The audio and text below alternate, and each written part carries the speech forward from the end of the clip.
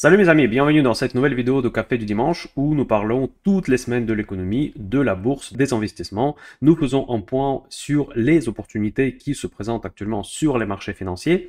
Et aujourd'hui, notre sujet spécial, c'est l'immobilier. Ça fait un moment que nous n'avons pas parlé de l'immobilier et il y a des choses intéressantes qui se passent. Nous allons notamment regarder les résultats catastrophiques de Nexity. Nous allons voir est-ce que c'est un cas isolé ou ça représente un véritable problème dans l'immobilier français. Et dans la deuxième partie de cette vidéo, nous allons analyser les résultats trimestriels les plus importants de la côte française et regarderons l'analyse graphique des indices CAC 40 et de l'S&P 500. Et avant de commencer de parler de tout ça, mes amis, je vous rappelle que les likes, c'est très important pour la chaîne Mind Your Cash. Pour vous, ça coûte rien. Pour moi, c'est une véritable aide dans le développement de cette chaîne. N'oubliez pas de faire ce petit geste de gentillesse. Et n'hésitez pas de partager cette vidéo avec vos amis qui s'intéressent à la bourse et à la finance. Mind Your Cash, ce n'est pas uniquement la chaîne YouTube, c'est également la chaîne Telegram. Dans tous les cas, toutes les infos sont à la description. Nous commençons.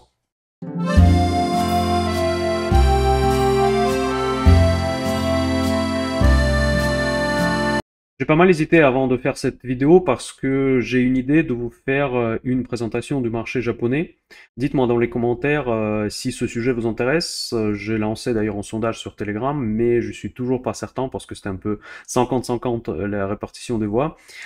J'imagine que vous investissez, en tout cas la grande partie entre vous investissent à travers le PEA où les actions étrangères sont difficilement accessibles. Donc j'attends vos commentaires pour savoir si le marché japonais vous intéresse. Donc là je commence notre vidéo par le sujet immobilier, c'est le sujet qui nous intéresse tous. Je sais que l'immobilier on aime en France et la publication de Nexity a choqué beaucoup de personnes. C'est un des plus gros promoteurs en France et elle était catastrophique. Donc les chiffres ont tombé le 29 février et ils ont fait part d'une chute de résultats. Donc par rapport à l'année 2022, le résultat a été divisé par 10. Vous m'avez bien entendu parler. Donc au lieu de 188 millions d'euros, ils ont gagné seulement 19 millions en 2023. Bien, pourquoi? C'est assez évident. Nous avons déjà parlé l'année dernière, plusieurs fois l'année dernière, dans les vidéos de Café Dimanche de l'immobilier. J'ai déjà exprimé mon point de vue et donc c'est pour cette raison que dans le post que vous voyez sur votre écran, je dis que c'est globalement en ligne avec mon analyse d'il y a quelques mois sur l'immobilier français. Il n'y a pas de surprise proprement dit. En plus, la société Nexity n'a jamais été une entreprise dont j'étais particulièrement emballé en termes de gestion, en termes de leurs projets, etc., etc. Dans tous les cas, ça montre quand même que nous traversons une période au moins particulière. Eh bien, pourquoi cette période elle est particulière? Et ça tombe bien parce que presque le même jour, avec cette publication, les nouveaux chiffres des bases de données des notaires qui ont tombé et qui ont fait part d'une baisse des prix immobiliers en France les plus importants depuis la crise de subprimes. Pour ceux qui sont jeunes, je vous rappelle que la crise de subprimes, c'est la crise qui était provoquée par l'immobilier américain, par le financement hasardeux qui était mis en place par l'administration américaine des années 2000. Je ne veux pas rejouer toute l'histoire, mais globalement, ça a mené vers une énorme crise immobilière, peut-être la plus grosse dans l'histoire économique mondiale. Eh bien, cette crise s'est répercutée sur tous les pays. La France, d'ailleurs, elle était relativement épargnée de cette crise, mais c'est en comparaison quand même assez dramatique. En fait, quand on parle de la crise de subprime, surtout dans le contexte immobilier, c'est presque comme parler d'un crack et de la fin du monde. Eh bien, aujourd'hui, nous vivons la baisse immobilière la plus importante depuis la crise de subprimes. Donc, il faut revenir à l'année 2009 pour voir les chiffres de baisse d'une telle ampleur que nous avons observé après cette publication de la base de données des notaires. Voilà, donc nous sommes bel et bien dans la crise immobilière. Et par contre, la question qui se pose, est-ce que nous sommes à la sortie, est-ce que nous sommes au début, ou est-ce que nous sommes au milieu? Là, je veux partager très brièvement avec vous mon opinion. Il n'a pas beaucoup changé par rapport à ma précédente vidéo, qui a fait d'ailleurs beaucoup de vues sur l'immobilier, où c'était marqué dans le titre « À fuir », et je toujours de cet avis, donc je m'en tiens toujours l'avis très négatif par rapport à l'immobilier, y compris en France, et voici pourquoi. En effet, beaucoup de commentateurs sur les antennes françaises, et pas que, parlent que nous sommes déjà à traverser peut-être le pire, parce que les taux commencent à rebaisser. Mais analysons un petit peu plus la situation. Pourquoi on pense que les taux vont rebaisser? Parce que tout simplement, les banques centrales européennes et la Réserve fédérale, elles ont annoncé leurs intentions de baisser les taux en 2024. J'en ai déjà parlé, je pense, je parle un petit peu même trop, en tout cas pour moi, j'en ai un petit peu marre d'en parler, des États-Unis. Pourquoi je ne pense pas que les baisses des taux sont aussi importantes? En Europe, c'est toute une autre histoire. Je trouve que nous vivons franchement une période assez délicate où il y a une espèce d'un écart qui se creuse entre les États-Unis et l'Europe, non seulement dans la géopolitique, après je fais la référence sur les annonces récentes de Donald Trump qui il va pas venir au secours des pays en cas d'attaque de la Russie si le pays ne paie pas suffisamment dans le budget de l'OTAN. Certaines formes de désengagement des États-Unis par rapport à l'OTAN, mais ça peut paraître ne pas lié à la discussion, mais quand même un petit peu parce que depuis plusieurs années, j'observe que les États-Unis essaient de s'éloigner de l'Europe, ou bien l'Europe essaie de s'éloigner des États-Unis. Je pense plutôt le premier que le deuxième, mais dans tous les cas, il y a une distance qui se creuse entre les deux puissances occidentales, et le monde d'avenir, je vois comme le monde où il y aura plus d'indépendance entre les États-Unis et l'Union européenne, tandis que les dernières décennies, depuis le lancement de l'Union européenne, nous vivions que le rapprochement entre ces deux grandes zones économiques et géopolitiques également. Et ça se présente non seulement dans les questions militaires, dans les questions géopolitiques, mais également dans les questions économiques.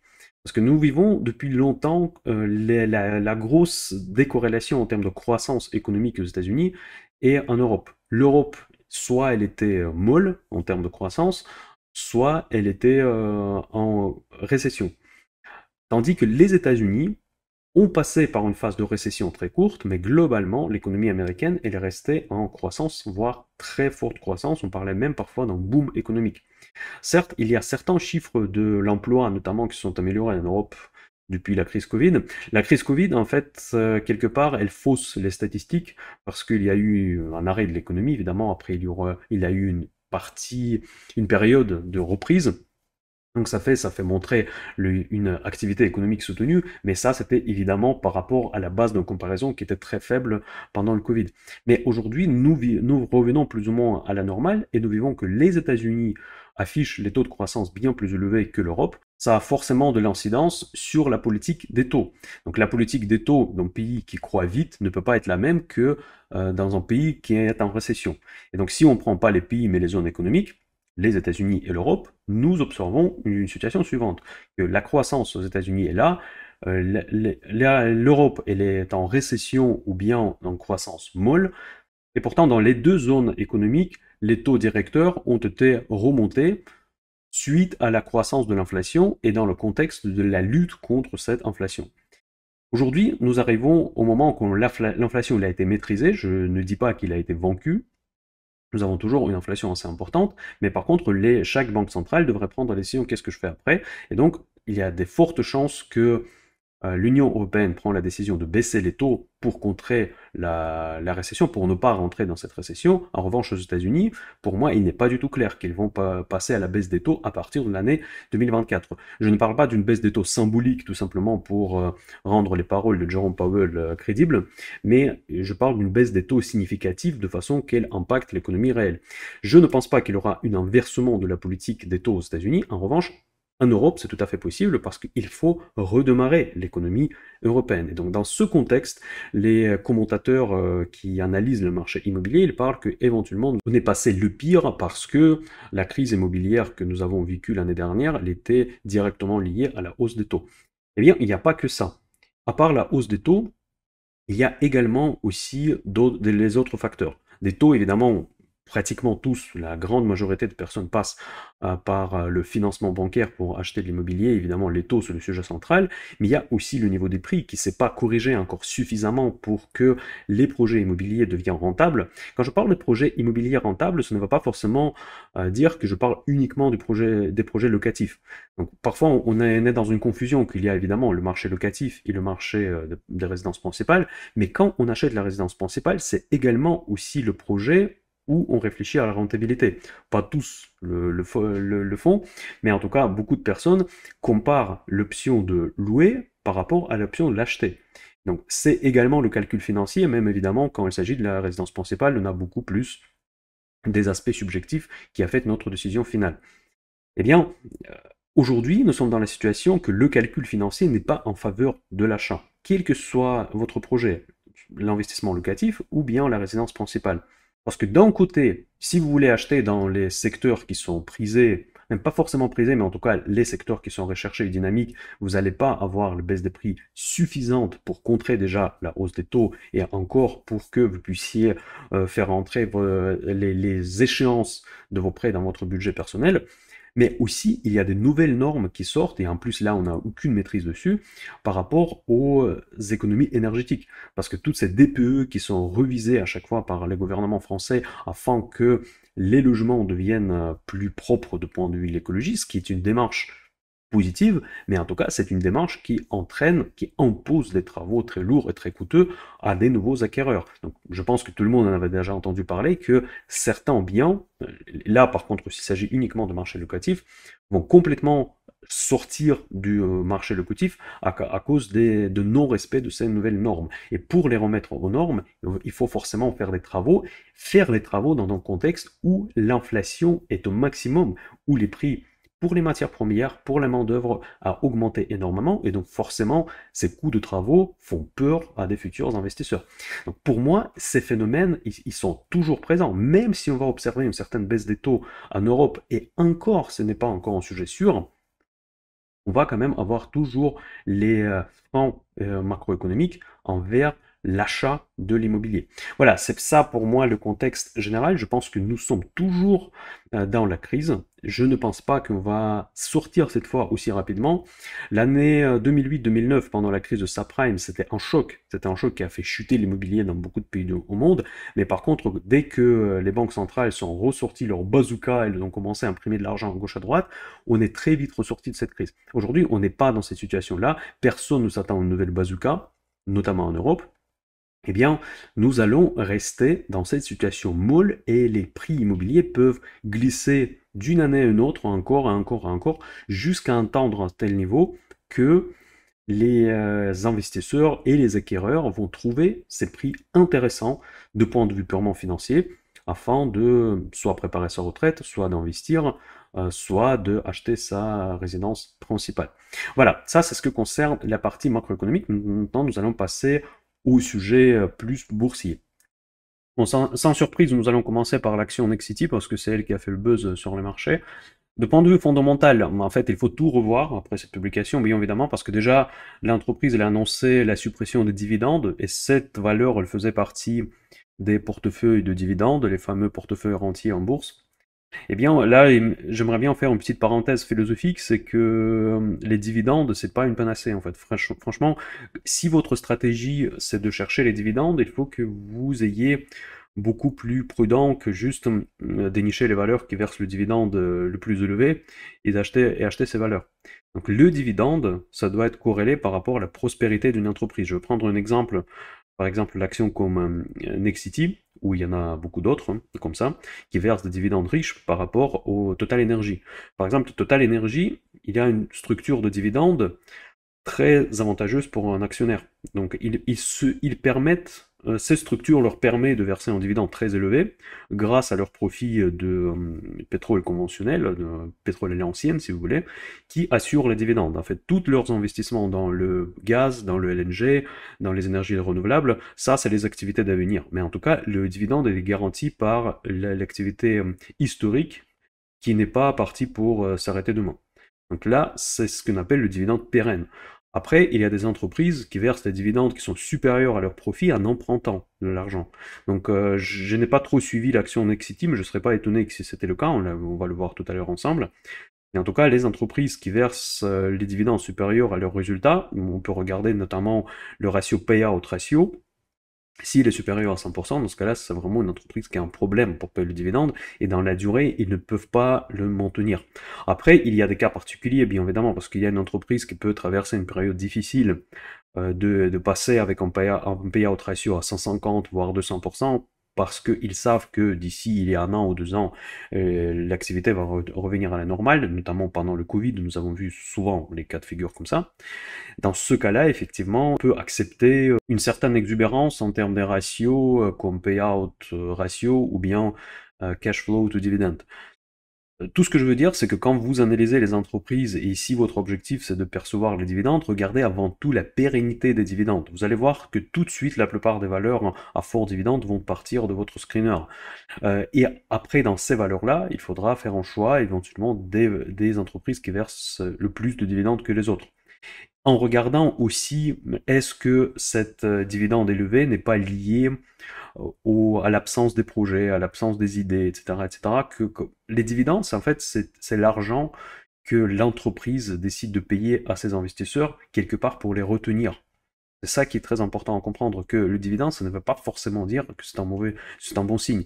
L'entreprise qui verse un dividende excessif, ça veut dire que c'est une entreprise qui n'a pas besoin du cash, c'est paradoxal, mais parfois ça arrive, et il distribue ce cash pour remercier ses actionnaires, mais ça montre aussi, entre guillemets, que l'entreprise n'a pas de projet d'avenir. S'il avait un projet ambitieux, par exemple comme Meta, vous savez, avec toutes ces histoires de metaverse, il a besoin du cash malgré qu'il y en a beaucoup, beaucoup plus que la plupart des autres entreprises. Et il préfère de ne pas distribuer les dividendes, même s'il a commencé, mais le dividende est ridicule, et ils continuent à investir parce qu'ils ont des idées, ils ont des projets, etc., etc. Donc en fait, si votre stratégie orientée dividende, il faut choisir les valeurs où il y a un bon équilibre entre la croissance, le respect envers les dividendes et évidemment l'ampleur de dividendes par rapport au taux sans risque. Vous voyez, c'est pas trivial. C'est pas juste faire un screener, donne-moi les actions où il y a le plus de dividendes. Donc c'est vraiment un travail d'analyste approfondi pour dénicher les valeurs avec dividendes pérennes. Je vais vous donner un exemple de Total Energy. Dans le secteur énergétique, généralement, il y en a beaucoup de valeurs correspondent à ces critères, mais attention pour des valeurs autres en fait, et notamment les valeurs immobilières.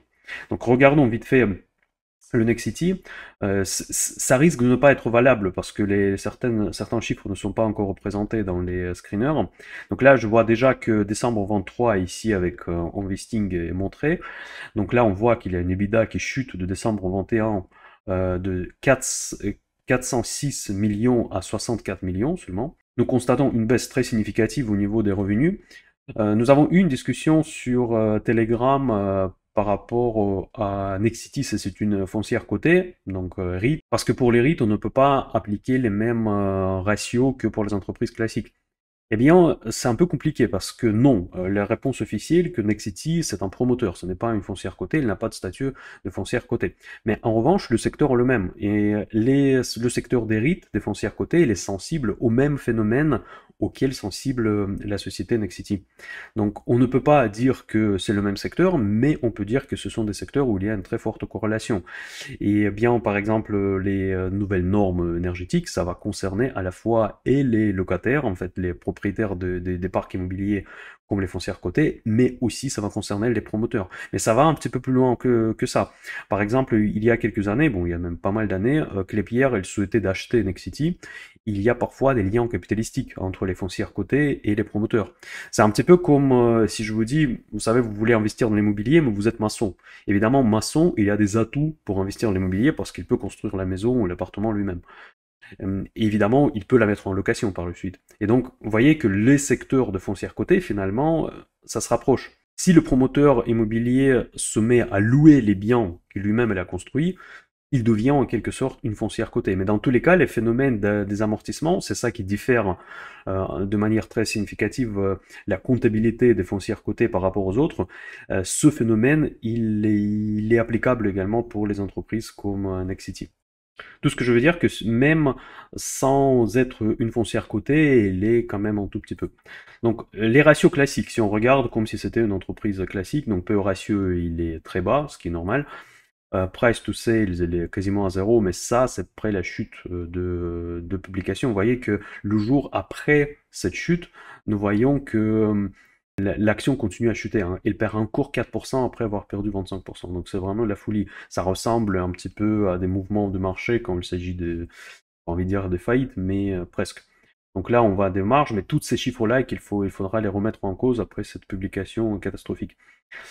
Ce qui m'intéresse, c'est voilà, vous voyez ce que je voulais vous dire tout à l'heure. Donc je le savais pas, je vous dis, je vous promets, je l'ai pas regardé en avance, mais je m'attendais à peu près à un payout ratio proche à 100%. Et donc pour cette raison, aujourd'hui, Nexity est obligé d'annuler annuler le dividende parce qu'ils ne peuvent plus le tenir. C'est plutôt une geste de bon sens. Donc, vous voyez qu'ils reversaient pratiquement tout leur résultat sous une forme de dividende. Ça, c'est clairement pas une dividende pérenne. Clairement, clairement pas. Donc là, si on regarde le graphique de Nexity, bon, c'est une catastrophe en fait, j'ai pas d'autres mots. Et comme par hasard, vous savez, on a parlé que la baisse des prix était comparable à celle de 2009, et donc le cours de Nexity actuellement se trouve à un niveau de 2009. Voilà, donc est-ce que c'est une coïncidence ou pas? Si Nexity, c'est en sorte de gauge qui représente la santé du marché immobilier, dans ce cas-là, c'est tout à fait probable. Non, je ne veux pas exagérer non plus, parce que quand même, la santé de l'immobilier en 2008-2009, clairement, elle était plus mauvaise qu'aujourd'hui. Mais par contre, peut-être on est avant quelque chose plus conséquent. C'est aussi un scénario que moi je n'exclus pas, hein. Je n'ai déjà parlé dans une de mes précédentes vidéos que la crise immobilière beaucoup plus profonde, je ne peux pas exclure, qui va commencer en 2024 ou 2025, je ne sais pas, mais je suis maintenant, et je vous rappelle juste pour ma crédibilité, que j'ai commencé dans l'immobilier, et ma première expertise en termes d'investissement, c'était l'investissement immobilier. Et donc j'ai investi beaucoup depuis mes 24 ans dans l'immobilier. J'en ai parlé dans mon club Minder Cash Patrimoine. Je vais d'ailleurs peut-être refaire prochainement une vidéo sur mes investissements immobiliers. J'étais toujours un mec d'immobilier, donc et c'est la première fois. C'est pas comme certains autres qui parlent d'une craque immobilier depuis les années 2000. C'est la première fois je parle des problématiques vraiment sérieuses dans l'immobilier, parce que pour des années à venir, je ne vois pas la situation s'inverser. Parce que je ne vois pas pourquoi les taux devraient baisser significativement, parce que structurellement, c'est très difficile de le faire actuellement. En Europe, un petit peu plus facile qu'aux États-Unis, mais aux États-Unis, c'est vraiment compliqué. Mais au moins aux États-Unis, il y a de la croissance. Il y a des hausses de salaire, il y a le chômage qui est bon, etc., etc. En Europe, on n'a pas tout ça. En Europe, même si on baisse les taux, je ne pense pas que le marché va comme ça redémarrer. Certes qu'en Europe, il y a pas mal de capital, et il y a beaucoup de personnes qui aiment investir dans l'immobilier, physique notamment, mais c'est pas encore tout. Voilà, donc ça c'est une image technique presque, on va dire, qui ressemble à une faillite, mais je ne dis pas qu'il y aura une faillite de Nexity, mais en tout cas pour l'instant on est complètement dans la panique boursière sur cette valeur. Vu que cette vidéo elle est consacrée à l'immobilier, mais aussi un petit peu au trimestriel, je voudrais parler de Bouygues. C'est aussi le secteur très proche, parce qu'il y a une partie d'activité Bouygues qui est dans la promotion immobilière. Mais par contre, Bouygues, c'est bien plus que l'immobilier. En revanche, la hausse du titre après la publication des résultats, elle était exclusivement liée à la résistance de cette action par rapport à la crise immobilière. Bon, après, j'utilise le mot crise, donc pardonnez-moi si vous n'êtes pas d'accord, mais je dis ça pour simplicité. Mais en tout cas, clairement, les tensions immobilières que nous avons actuellement dans l'économie. Et apparemment, cette action-là, contrairement à Nexity, elle performe bien. Donc peut-être ça donne une chance pour ceux qui sont bullish sur l'immobilier. C'est une bonne opportunité de dire que finalement, ça ne va pas si mal que ça. On peut voir le verre à moitié plein ou le verre à moitié vide. Donc quand on regarde le parcours boursier de Bouygues, c'est plutôt un verre à moitié vide. Donc on sort de la crise plutôt qu'on y rentre. Mais encore une fois, mes amis, ça peut s'inverser. Bouygues, c'est pas la même ampleur du business, c'est le business bien plus diversifié, et c'est une entreprise, en tout cas pour moi, bien moins fragile que Nexity. On voit les ratios de valorisation quand même toujours très attractifs. Regardez, PE ratio en dessous de 13, donc ok, mais le price to sales, elle est presque comme Nexity après la chute. Ensuite, là, on a des marges qui sont quand même confortables. Je comprends pas comment on peut faire une marge de 100% dans ce business. Je me demande si c'est pas une erreur. Ensuite, les rentabilités sont aux normes. C'est même tout à fait en ligne avec le secteur, et même selon mes propres normes de rentabilité pour que l'investissement m'intéresse, c'est tout à fait en ligne. Les croissances de earning per share, c'est négatif, mais pas très négatif, c'est pas comme chez Nexity.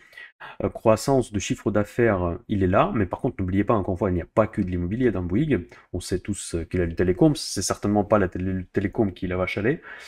Current ratio, qui était d'ailleurs en dessous de 1, j'ai oublié de vous dire, chez Nexity, donc ça veut dire qu'ils ont moins d'actifs court terme que des passifs qui devraient payer dans l'exercice en cours, donc c'est quand même assez dangereux. Je sais pas pourquoi ici il ne le publie pas, mais en tout cas, bon, bref, espérons que c'est au-dessus de 1. La dette, elle est assez importante, et payout ratio en cours fois n'est pas publié, donc là je vais essayer de trouver ailleurs l'information un petit peu plus détaillée. Eh bien, malheureusement, je peux vous dire que current ratio, il est en dessous de 1, comme pour Nexity. Vous voyez que current assets sont inférieurs au current liability. Ah non, ils sont supérieurs. Donc ça, c'est par contre, ça c'est une année 2021. Je regarde 2022 au moins. Ça fait... bon, c'est presque proche en fait. C'est légèrement en dessous de 1. On voit que current assets sont inférieurs à current liabilities. C'est pas un bon signe, mais c'est pas du tout catastrophique, vu que c'est très proche à 1, et je pense que Bouygues Telecom va pouvoir quand même financer son cycle de trésorerie à court terme. Ensuite, tout ce qui concerne le dividende, donc là on a un petit peu plus d'infos dans la version premium.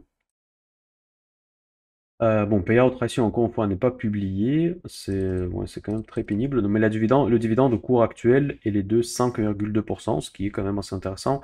En tout cas, nettement au-dessus des taux sans risque. Donc c'est ça que je regarde avant tout quand j'estime est-ce que le dividende est intéressant ou pas. Voilà, si je fais une recherche toute bête sur Internet, ça me donne 61%. Et ça, je trouve ça propre, en fait. Pour une entreprise, on est au-dessus de 50. Je ne faisais pas d'illusion que cette entreprise, en étant très endettée, en étant, on va dire, orientée dividende, un petit peu entreprise qu'on appelle parfois value, ont souvent les payout ratio au-dessus de 50, mais ça reste quand même une certaine marge pour une erreur, quoi. Donc voilà, ils ne payent pas tout le résultat sous une forme de dividende pour retenir leurs actionnaires. Donc pour moi, franchement, Bouygues Telecom, clairement, ils gagnent par rapport au Nexity. Donc c'est facile à dire après les résultats, parce qu'ils ont publié les résultats très... Bouygues a publié les résultats très solides et Nexity les résultats catastrophiques. Mais nous voyons que quand même Bouygues, c'est une valeur si vous voulez investir dans cet esprit-là. Et investir dans l'immobilier, c'est clairement quelque chose de beaucoup plus solide que Nexity. Je vais jeter un œil sur les foncières cotées, parce que comme je vous ai dit tout à l'heure que ce sont des secteurs, c'est pas la même chose, mais c'est des secteurs qui sont relativement proches. Voilà, Clépierre. Euh, le problème du secteur des foncières cotées en France, que moi je trouve dommage en fait, c'est que c'est souvent des malls en fait, c'est souvent les centres commerciaux ou bien les biens immobiliers très particuliers, c'est pas les résidentiels. Il y en a certains, mais il y en a pas beaucoup en Europe. Aux États-Unis, c'est beaucoup plus populaire d'avoir des rates, des foncières cotées sur les biens résidentiels. Par exemple, Clépierre, c'est principalement les centres commerciaux, les bureaux, et on va aussi voir Gecina, qui est d'ailleurs une des foncières cotées que je préfère en France. Bon, on voit que Clépierre, en fait, il traîne un petit peu autour de sa ligne de trend. Depuis que je me souviens, au moins en bourse, elle est toujours dans ces eaux-là, autour de 20 euros. Mais encore une fois, ce sont des fonds immobiliers. Ce sont des fonds qui gèrent le parc immobilier. Il faut bien le comprendre quand vous y investissez. C'est pas une entreprise commerciale proprement dit. Donc là, actuellement, le cours, il est très proche à ses supports. Donc si vous voulez vous y lancer, pourquoi pas. Gecina, pourquoi ça m'intéresse un peu plus que les autres? C'est parce que il investit dans l'immobilier de grande qualité, notamment dans les bureaux à Paris, au centre de Paris. Donc c'est pour ça qu'il y a quand même une certaine marge de sécurité qualitative. En plus, cette valeur qui a beaucoup baissé, donc là on peut voir que depuis tout récemment, elle a déjà lâché 20%. Donc vous voyez, cette valeur me paraît quand même une des plus intéressantes si je voudrais investir dans ce secteur. C'est pas mon cas, c'est pas du tout le cas pour moi, mais en tout cas aujourd'hui à 90 euros, Gecina, ça peut éventuellement représenter un intérêt. En plus, on est sur un support que nous avons déjà testé beaucoup de fois récemment depuis 2022. Regardez, 1, 2, 3, 4, 5, 6e fois, on est en train de tester ce support autour de 90 euros. Donc pour ceux qui aiment le immobilier, ceux qui veulent y investir, je pense que ça peut ne pas forcément une mauvaise idée de regarder côté Gecina. Attention, je vous rappelle encore une fois, comme d'habitude, que je n'ai pas le droit de donner de conseils d'investissement. Tout ce que je dis, ce n'est que mon opinion. Et je partage mon propre portefeuille d'investissement avec mes abonnés Mindercash Patrimoine. Voilà, donc ça, ce qui concerne les foncières cotées. On a également Unibail Rodamco. qui a souffert pendant le Covid, je me souviens, mais là actuellement, cette valeur, bon, cette valeur là, elle attend son support, donc là, franchement, ici, je pense que c'est quand même assez difficile de l'acheter à ce niveau-là parce qu'il y a clairement une correction qui s'impose et dans un contexte où l'immobilier reste quand même toujours un secteur un peu sinistré actuellement. Au niveau de profitabilité, au niveau de bourse purement boursier, je pense que c'est quand même un petit peu compliqué d'y investir actuellement. D'ailleurs, Unibail Rodamco, je vais regarder aussi ses dividendes actuellement, juste pour avoir une idée combien l'entreprise dans ce secteur des foncières cotées verse de dividendes actuellement. Vous voyez, en investissement aujourd'hui dans l'immobilier, nous prenons quand même certains risques. Et déjà, les foncières cotées, ce sont des entreprises qui sont habituellement des entreprises qui versent des gros dividendes parce qu'on ne les achète que pour ça. Donc ici, si c'est un dividende de 3%, bon ici je vois même pas de dividende. Bon, c'est compliqué quand même à analyser à chaque fois les foncières cotées, il y a toujours les ratios qui sont un peu... Voilà, donc là, dans la version premium de Investing, j'ai trouvé quand même les dividendes, donc c'est 3,7, franchement, ça m'intéresse pas du tout. C'est juste de la rigolade, je préfère de voir 6% chez Total Energy plutôt que 3,7 avec Unibail Rodamco. Voilà mes amis, maintenant c'est tout je pense pour l'immobilier, on va regarder vite fait les autres entreprises qui ont fait des publications, il y a eu des mouvements importants. Je vais parler de l'entreprise française à nouveau, c'est Téléperformance. Téléperformance, encore une fois, c'est pas tellement ce qu'il a déçu, c'est surtout qu'il y a des rumeurs qu'il ne pourra pas tenir la concurrence de l'intelligence artificielle avec leur call center. Donc nous avons vu une chute mais phénoménale en fait à l'ouverture de la séance de 28 février. Donc là, il a chuté de 30%, je ne sais plus combien. Maintenant, après, il est reparti. Évidemment, dès qu'on parle des mouvements boursiers comme ça, pour ceux qui cherchent du adrénaline, ce sont des journées de régal. Bien, actuellement, on est retombé sur les niveaux de 110, 116.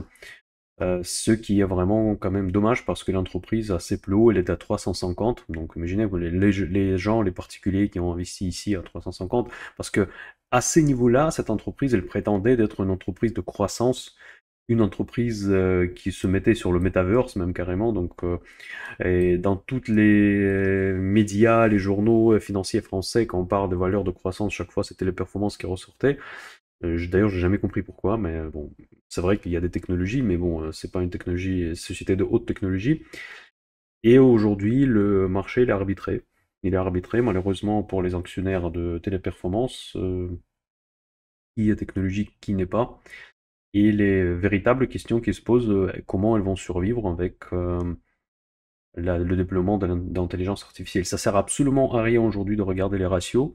Parce que les ratios qui sont historiques ne vont rien dire parce qu'ils sont calculés par rapport à une autre réalité. Et les ratios, ce que dire forward, qui se basent sur les attentes des analystes, ils ne vont rien dire parce qu'ils ne sont pas encore mis à jour par rapport aux dernières infos. Maintenant, on va parler global des indices. CAC 40, bon, j'en ai déjà parlé et j'en ai déjà montré ce schéma. Ce sont des dessins que je fais pour mes posts sur Telegram. Donc si vous êtes en convoi, si vous n'êtes pas sur Telegram avec moi, donc je vous invite de rejoindre. Je continue à croire, oui je suis têtu peut-être, que le CAC 40 ne pourra pas rester à ce niveau-là. On va revenir sur cette ligne de 7600, je ne sais pas pour quelle raison. Je pense que ça sera en mars, donc je vous rappelle mes prévisions. Mes prévisions jusqu'à aujourd'hui est exacte. Mais jusqu'à aujourd'hui, j'ai été en ligne avec le marché, avec mes prévisions. Le mois de mars, c'est le premier mois où je suis contrariant, où je ne suis plus en ligne avec le marché. Je pense que le marché se trompe. Je vais dire tout simplement comme ça. Et pourquoi il se trompe? Parce que on a suracheté pas mal de choses. Déjà, il y a beaucoup de volonté de prendre le profit, on le voit partout. D'ailleurs, Snowflake, vous avez vu aussi une entreprise hype, un peu comme Palo Alto, ils ont chuté immédiatement après les résultats. Donc les sanctions sont très fortes, on voit que tout de suite, au moindre doute, les investisseurs vendent. Maintenant, on sort de la saison des résultats, et une fois qu'on est sorti de la saison des résultats, on va être obligé un petit peu de consolider, de regarder un petit peu la macro, et la macro, elle reste quand même très problématique. très très problématique. Et j'attends que CAC 40 revienne sur 7600. Ça n'a rien à voir avec la crise, un crack, etc. C'est juste une correction saine. On devrait souffler un petit peu. Et vu qu'on a cassé le canal de 7002, 7006, maintenant on va se taper contre l'ancienne résistance qui devient un nouveau support classique selon l'analyse technique. En même temps, je suis beaucoup moins convaincu pour Nasdaq et S&P 500 pour toujours la même raison, je me répète chaque fois, que le poids des GAFAM et des 7 magiques sont énormes dans ces indices. Je n'ai aucune conviction que les 7 magiques vont se corriger. Ils vont peut-être se corriger un petit peu, mais il y a des choses beaucoup plus brutales qui se passent au sein de ces indices qu'on ne les voit pas parce que la dominance des valeurs technologiques elle est telle que on peut avoir une hausse sur les indices comme Nasdaq et S&P 500 tandis que tout le reste chute. C'est tout à fait probable aujourd'hui. Je pense que les gens qui sont responsables de construire ces indices, de calculer ces valeurs, devraient quand même réfléchir un petit peu comment mieux représenter les cours, les poids au sein de ces indices pour que l'indice américain représente réellement l'état de l'économie et pas uniquement en poignée de valeur. Aujourd'hui, ce n'est pas encore le cas. Et nous voyons que on est au plus haut et on peut rester au plus haut, sachant que pas mal d'entreprises peuvent se corriger sans aucun problème. Voilà mes amis, c'est tout pour aujourd'hui. N'oubliez pas de mettre un like avant de partir, partagez cette vidéo avec vos amis qui s'intéressent à la bourse, à la finance, et dites-moi dans les commentaires quel sujet vous voulez pour la prochaine vidéo Café de Dimanche. Allez, à bientôt, bye bye.